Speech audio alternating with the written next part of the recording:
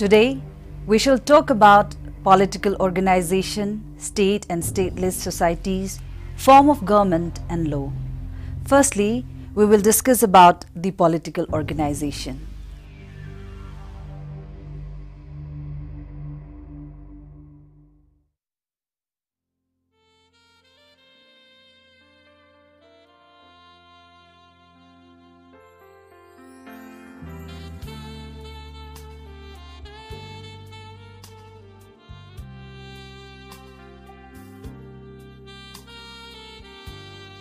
We know that man is a social animal.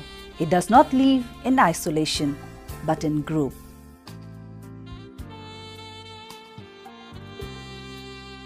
When he is in his group, in every sphere of his life, different kinds of interactions automatically develops in between he and his fellow members. Due to certain such interactions, competition starts among the members in the same group as well as in between the groups. For controlling, regulating and maintaining the use of physical forces that are vested externally and internally, certain rules are developed in the society. The society is, thus, held together by the system of rules. Social control, the system of rules and the working procedure either informally or formally slowly become as an organized form. The organization forcing it to do the goodwill for the members of the society is called political organization. In other words, political organization is an aspect of culture by which law and orders are maintained in the society. The term political organization has been defined in various ways. According to Redcliffe Brown, political organization of a society is that aspect of the total organization which is concerned with the control and regulation of the use of physical force. According to Bales and Heuser, this, that is the political organization, is accomplished through a leader or a set of leaders who command the aspect and allegiance of the members of the group. The leaders maintain, puts within the political group, organize and direct community enterprises and conduct group activities such as welfare directed against neighboring units of the same order. Max Gluckman says that politics is concerned with problems of preserving law and order, of assuring public control.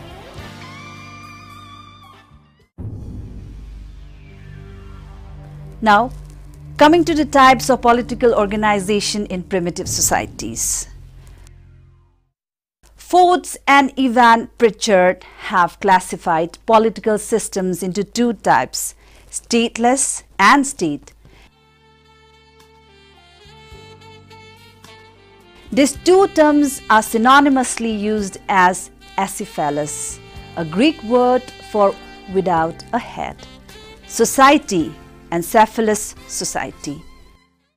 The characteristics of these categories of political system are as follows. Now, firstly, we will talk about the stateless society.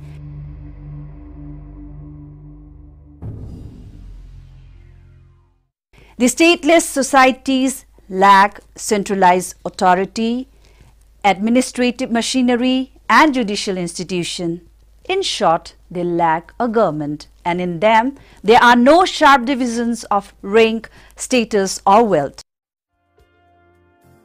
Typically, these societies are small-scale, organized into bands or tribes that make decisions through consensus decision-making rather than appointing permanent chiefs or kings.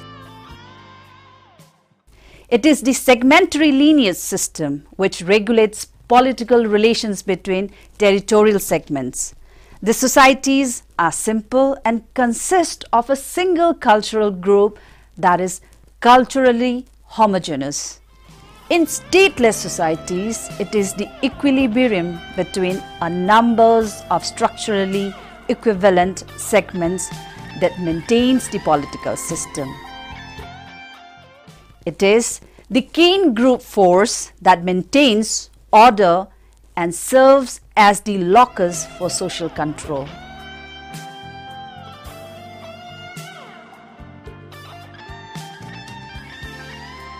The Nuer of the Southern Sudan provides a good example of a stateless, that is, acephalous society.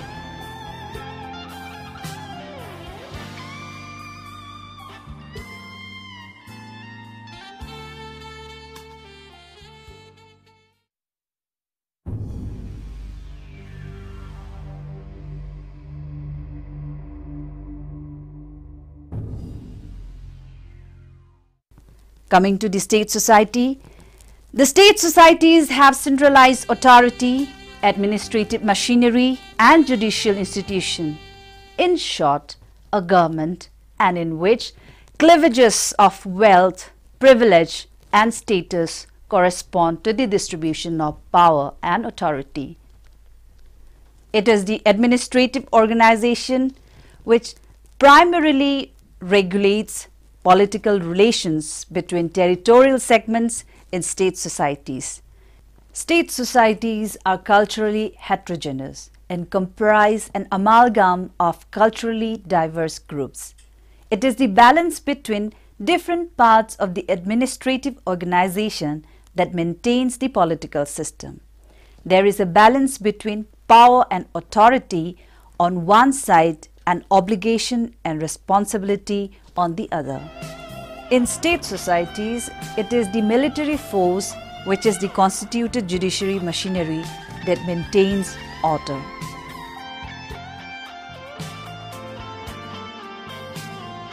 Elman Service gives a fourfold scheme of development of human societies on the basis of socio-economic and political religion. They are the band, the tribe, the chiefdom and the state.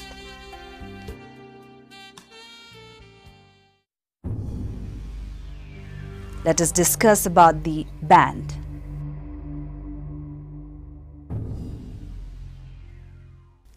A band society is a small and the simplest type of socio-political organization. It is an autonomous group of people, generally consisting of a small kin group, no larger than an extended family or clan.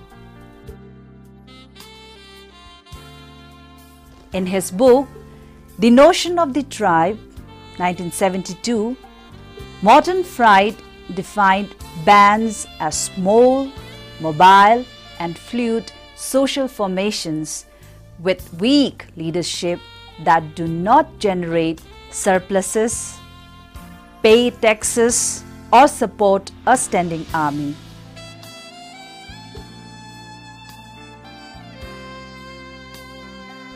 Bands are made up of nuclear families that live together and are loosely associated with the territory on which they hunt.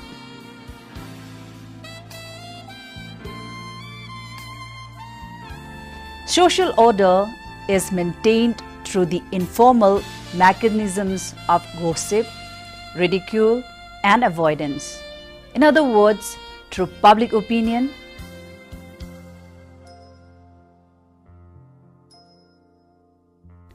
some historic examples include the Shoshone of the Great Basin in the United States and the Bushmen of the Southern Africa.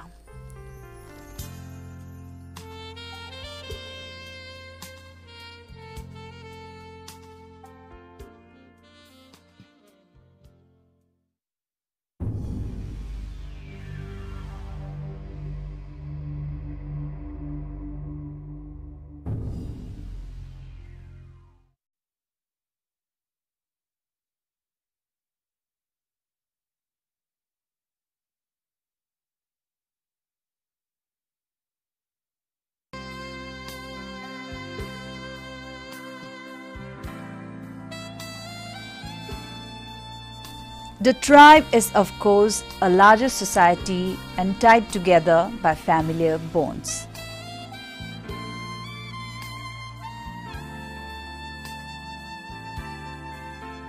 Family structures known as lineages, clan, moieties, and phratries form the primary bonding mechanisms.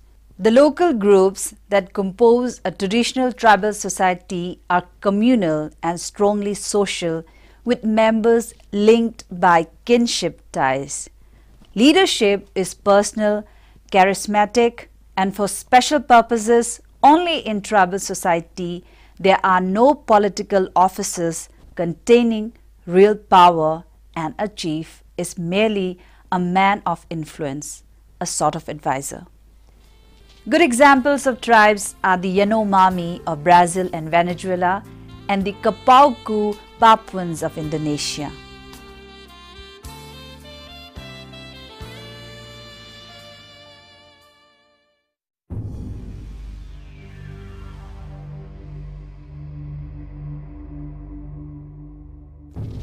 Chiefdom. Chiefdoms have some formal structure integrating multi-community political units that organizes regional populations through a hierarchy of the chief or chiefs.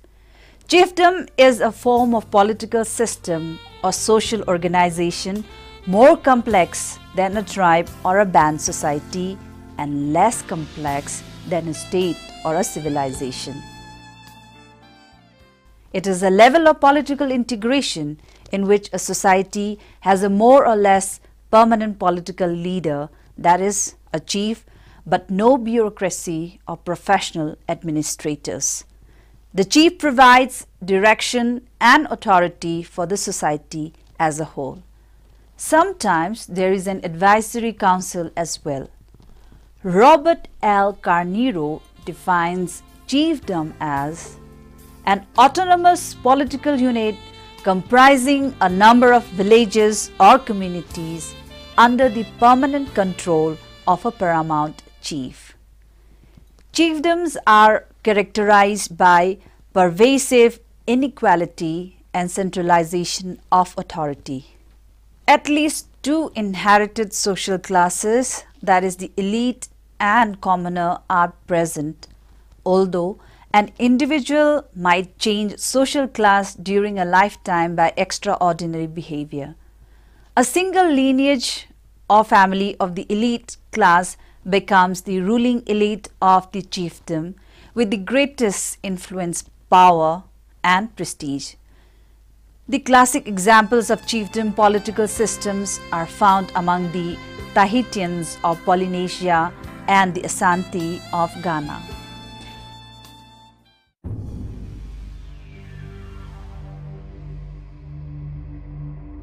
State. A state is one of the levels of political integration in which a society has a permanent, highly centralized political organization with an elite social class of rulers at the top. The bulk of the people are at the bottom of the pyramid of power. Anthropologist Robert Carneiro defines the state as an autonomous political unit encompassing many communities within its territory and having a centralized government with the power to collect taxes, draft men for work or war, and decree and enforce laws. They are associated with large territories, administrative bureaucracies, a high degree of specialization, and large dense populations. Examples are ancient Mesopotamia, that is the ancient Iraq,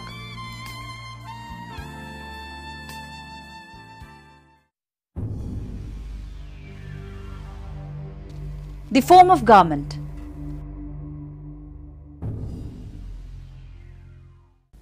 Government refers to the legislators, administrators, and the arbitrators in the administrative bureaucracy who control a state at a given time and to the system of government by which they are organized.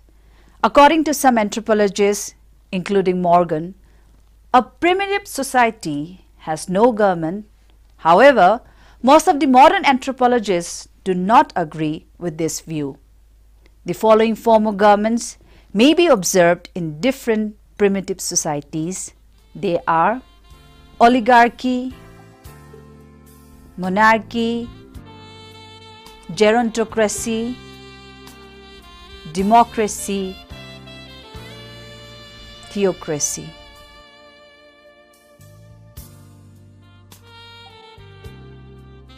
Let us first discuss the oligarchy.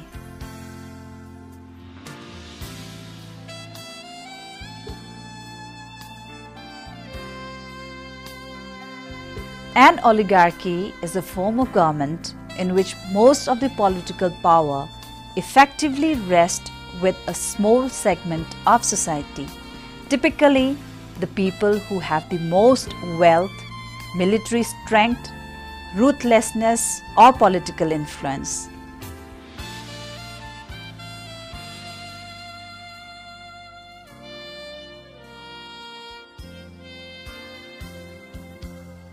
In a band organization, a band leader is selected.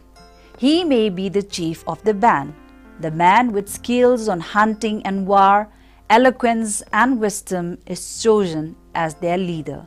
Some city-states from ancient Greece were oligarchies.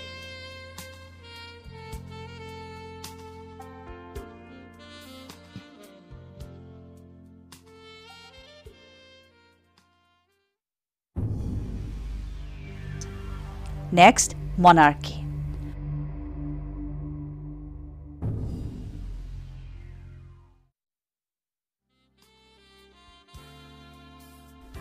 Monarchy is a government in which the supreme power is lodged in the hands of a monarch who reigns over a state or territory, usually for life and by hereditary right.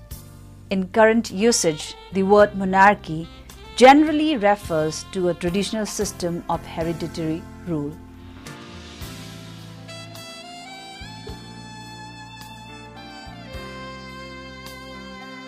Monarchies are associated with political or socio-cultural hereditary rule in which monarchs rule for life and pass the responsibilities and power of the position to their children or family when they die.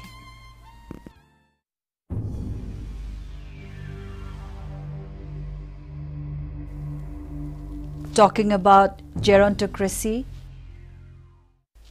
Gerontocracy is a form of government in which an entity is ruled by leaders who are significantly older than most of the adult population.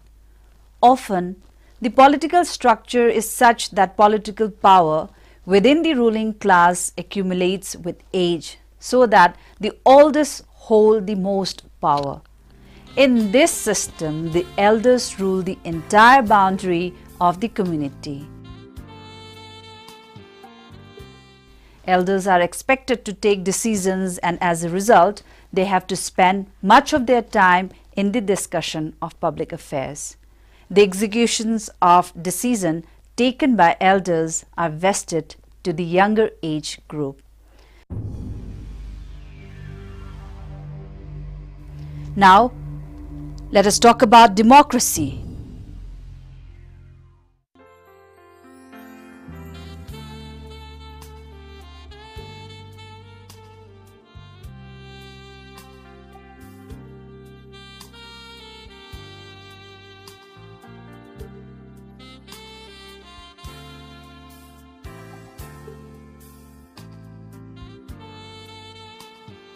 Democracy is a form of government in which power ultimately comes from the people who are governed. Ideally, this includes equal participation in the proposal, development and passage of legislation into law.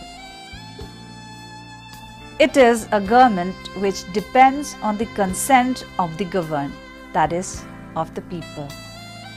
It is also sometimes called a government by the people or a government in which the people have sovereignty. Sovereignty means the supreme power to take decision, the power above which there could be no other high authority. In democracy, the supreme power is exercised by the people.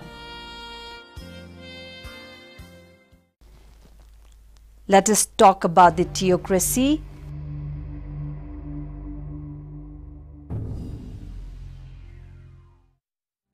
Theocracy is a form of government ruled by priest or religious authority. It is believed that it is a state or government in which God is sovereign and religion is the law.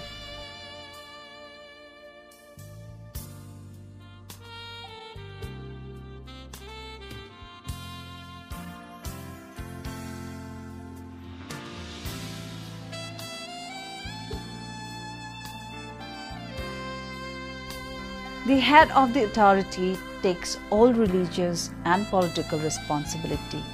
The member of the society is bound by set custom and social rules within the framework of their religion. The head supervises his subjects to do their activities sanctioned by the religion.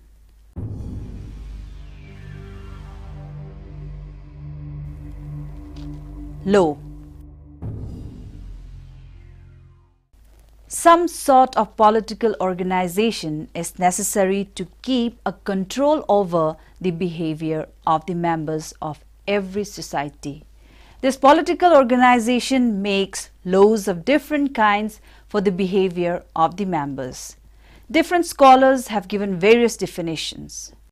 According to Hobel, a law is a social norm, the infraction of which is sanctioned in threat or in fact by the application of physical force by a party possessing the socially recognized privilege of so acting.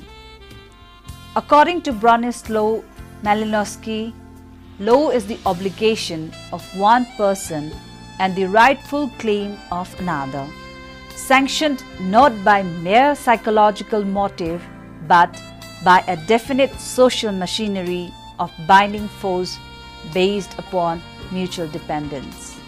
According to Majumdar and Madan, law consists of a set of principles which permits the use of force to maintain political and social organization within a territory.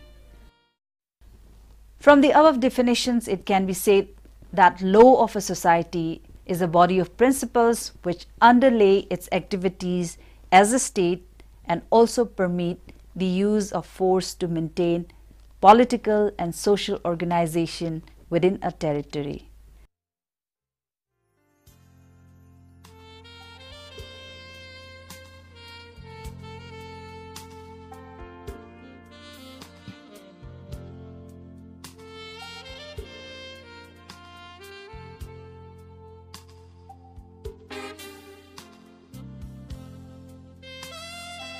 In short, laws are those rules which are recognized by the state to regulate and maintain the behavior of its members.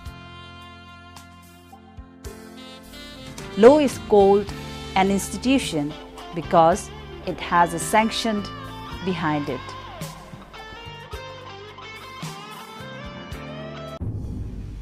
Let us now talk about the nature of primitive law.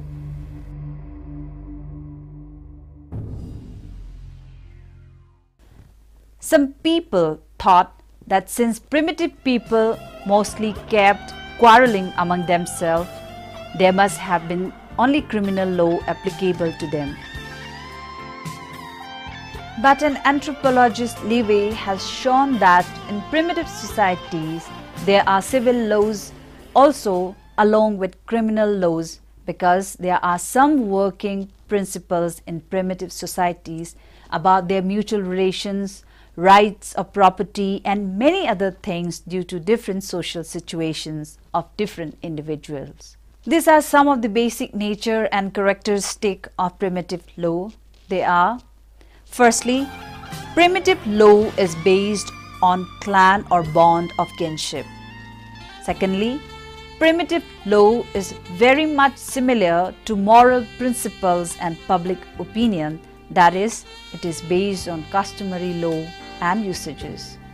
Thirdly, there is collective responsibility behind primitive law because it rests on the principle kinship bond. Fourth, public opinion is taken into account in primitive law. Fifth, the oath and ordeals are main mode of evidence in primitive law.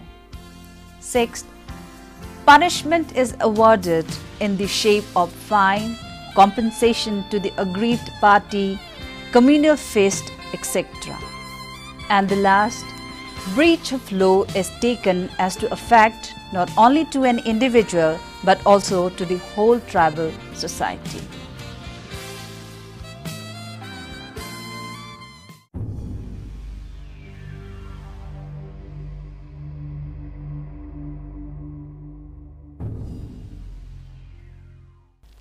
Different types of political systems are explored by anthropologists.